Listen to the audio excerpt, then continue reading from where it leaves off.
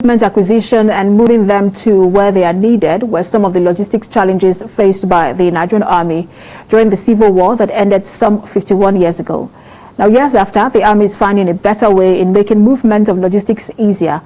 This was the focus of a forum organized by the Nigerian Army War College for its participants. Defense correspondent Sifon Essien reports. 1967 to 1970 posed some of the worst moments for Nigeria. The Civil War claimed well over 2 million lives, and it was a defining moment for the country's continued existence. 51 years after, the lessons learned are evergreen. For the Nigerian Army, just like the Biafran forces, the biggest challenge during the war was logistics-based.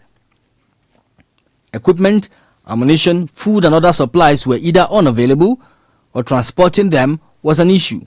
And the major difficulties of the Civil War had to do with the challenge of logistics, access to supplies, deliveries, supply routes, entrapment, communication challenges, and the rest of them.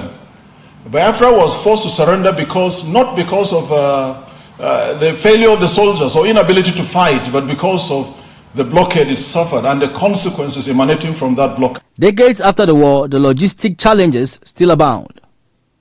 The armed forces have sometimes gone through thick and thin to procure weapons needed to fight insurgents in the country.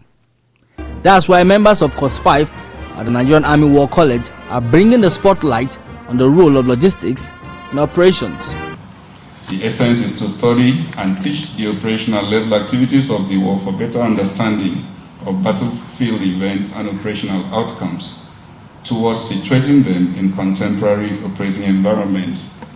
The Nigerian Civil War that came on the heels of Nigeria's independence challenged the Nigerian Army in many aspects, including logistics support. Some of these logistics challenges the Nigerian Army